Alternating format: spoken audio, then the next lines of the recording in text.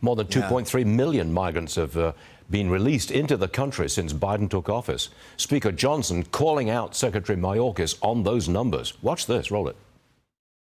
I believe Secretary Mayorkas is an abject failure, but it's not because of incompetence. I believe he has done this intentionally. I think these are intentional policy decisions that he's made, and I think there must be accountability for that.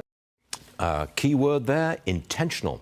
Homeland Security Committee member, Congressman Carlos Gimenez joins me now. Congressman, why would Mayorkas intentionally allow these migrants in? It's a great question. It's something that I've been asking for about 3 years, close to 3 years, because I do believe it is intentional.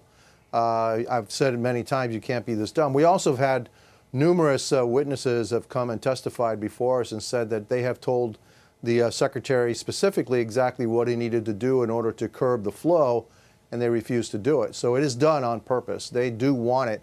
Why?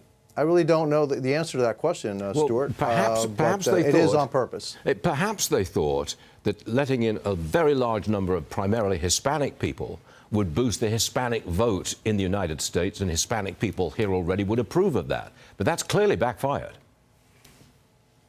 Yeah, but look, it's clearly backfired, and it continues to backfire. They already know that that's not true, but they continue to allow the migrants in. So what is the real reason? Why do they want all these migrants, in the United States? And it's their policies, clearly, that have led to this this madness that we have at the southern border. Why? I still don't know why. Maybe one day we'll find out. Are you willing to shut down the government over the border? I think that's a failed policy. Look, first of all, if you shut down the government, the flow of migrants are still going to be, coming through, probably increasing. And who are we going to be hurting? We're going to be hurting the American people. Plus, we've already proven that shutting down the government doesn't save us any money whatsoever. So what are we trying to prove here? So no, I'm not in favor of shutting down the government. We need to get on with the impeachment of Mayorkas. We need to get on with the impeachment of President Biden also. And then we need to, move on. We need a new president.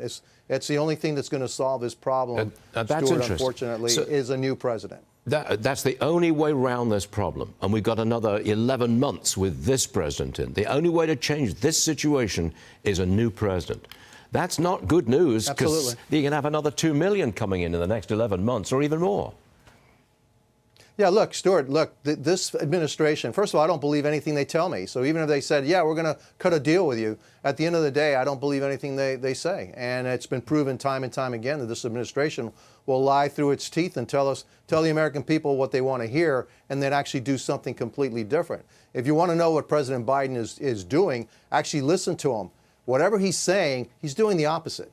And so, I don't believe it, and it's unfortunate. We need to strengthen our majority in the House. We need to get the Senate back, and we need a new president, because all of this is happening through executive order. All of these changes happen through executive order, and then a new president will be able to reinstitute, the policies that we had under President Trump, that would stop this flow and stop the madness that we're seeing at the southern border. Got it. Congressman Carlos Gimenez, thank you very much for being with us. As always, sir. We'll see you again soon.